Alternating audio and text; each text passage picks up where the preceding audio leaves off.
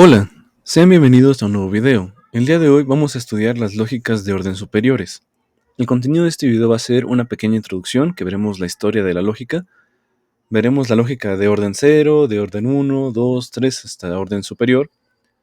Y al final veremos una tabla comparativa y unas conclusiones. Vamos a comenzar. La evolución de la lógica, desde sus orígenes hasta las lógicas de primer, segundo y enésimo orden, fue impulsada por la necesidad de formalizar el pensamiento matemático y filosófico, resolver paradojas y expandir los límites del razonamiento. Pero, ¿qué es el orden en lógica? Bueno, el orden de una lógica indica sobre qué entidades se permite cuantificar o definir propiedades. Vemos la evolución de la lógica.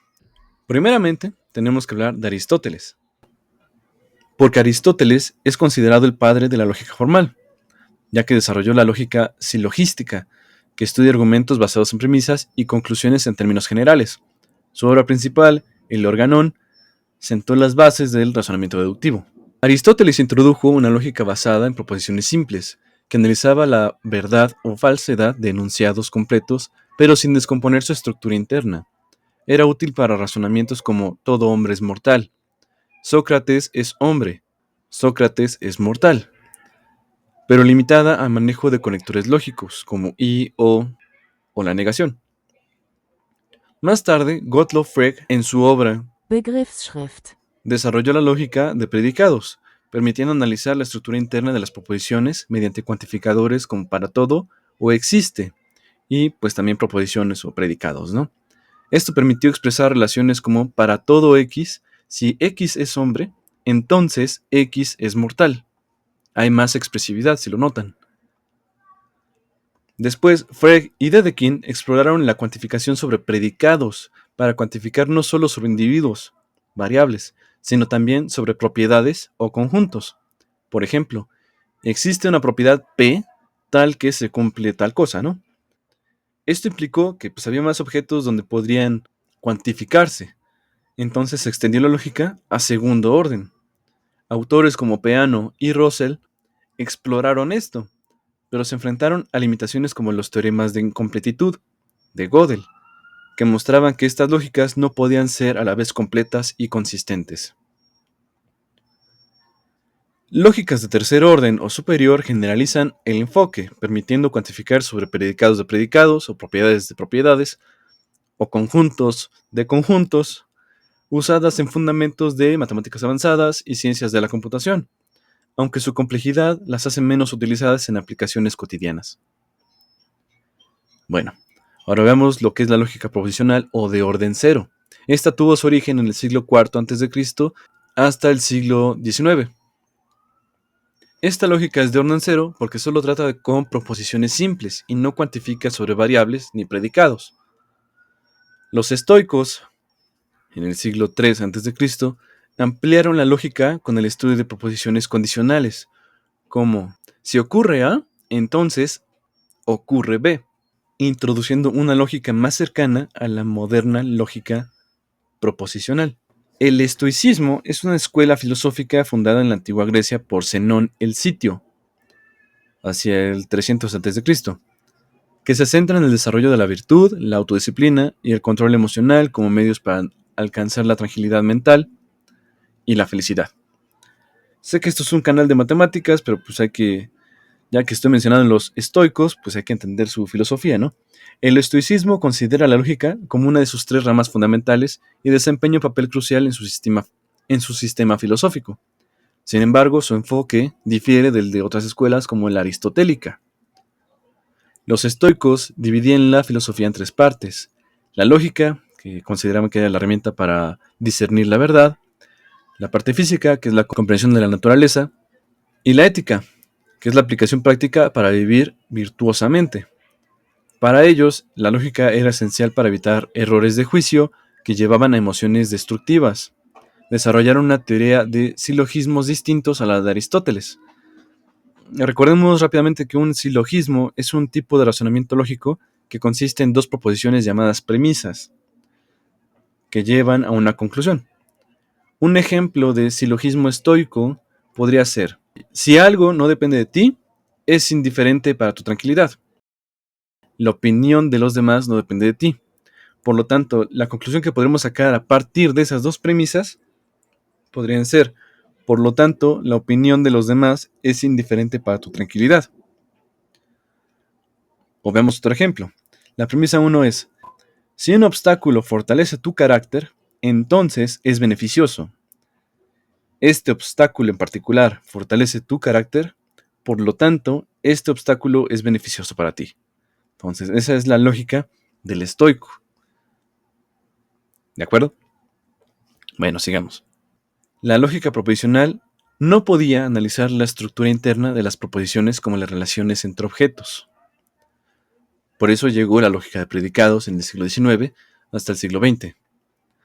Permite cuantificar sobre individuos como para todo o existe, pero no sobre propiedades, relaciones o conjuntos.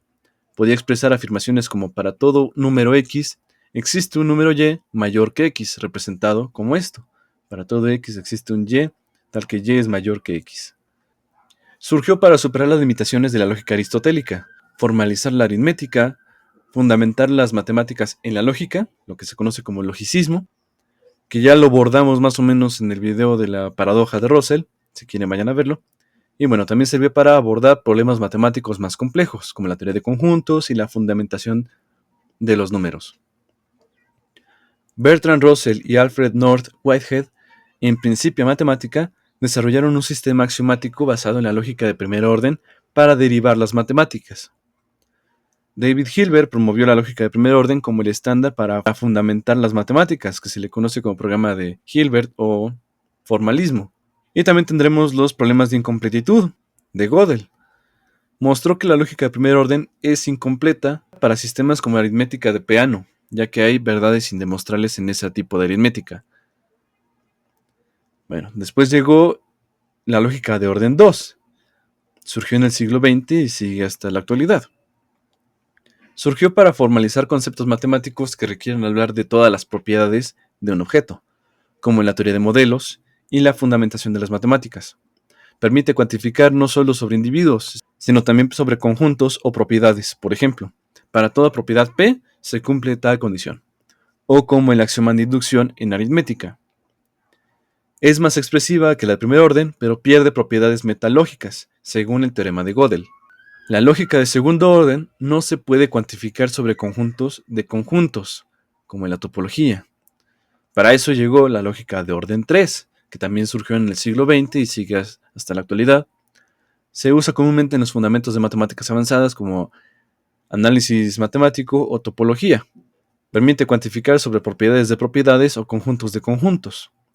Por ejemplo, existe una topología T, que podría ser un conjunto de conjuntos abiertos, tal que satisface ciertas propiedades. También podríamos tener este tipo de notaciones. Existe una topología para toda, conjunto cerrado o abierto, que pertenece a la topología que cumple tal condición, ¿no? Podríamos tener ese tipo de notación. Ahora, la lógica de enésimo orden, que también surgió en el siglo XX hasta nuestros días, se puede cuantificar sobre entidades de nivel n-1, donde el nivel 0 son los individuos, las variables, el nivel 1 son las propiedades de individuos, y así podremos hablar de propiedades o cosas de ese estilo, hasta un nivel n-1. Vamos a ver un ejemplo para cuarto orden. Existe una clase de operadores funcionales f tal que cumple tal condición. Este tipo de lógica se aplica en teorías de alto nivel, en matemáticas y ciencias de la computación, como análisis matemático, análisis funcional y otro tipo de teorías, ¿no? La lógica de primer orden es completa. Todo lo verdadero puede ser demostrable, a menos de que hablemos de la aritmética de Peano, pero las de orden superior no lo son. Las lógicas de orden superior son más expresivas, pero menos computables. Ese es el conflicto. Pero bueno, aquí les dejo una tabla comparativa donde vemos las lógicas de orden 0, 1, 2, 3 hasta superior, sus ventajas, limitaciones y los principales impulsores de este tipo de orden en lógica. Así que bueno, se las dejo por si les sirve para una tarea o algo. En el siguiente video vamos a ver demostraciones. Pero una pequeña introducción primero, por qué se demuestran cosas y ese tipo de cuestiones. Veremos conceptos básicos, por ejemplo, qué es un axioma, un teorema, una conjetura, ese tipo de cosas. Veremos los tipos de demostración y los métodos de demostración que hay. Y pues bueno, Si les gustó el video, bueno, pueden darle like, suscribirse al canal si es lo que desean. Y pues bueno, nos veremos en el siguiente video. Muchas gracias, hasta luego.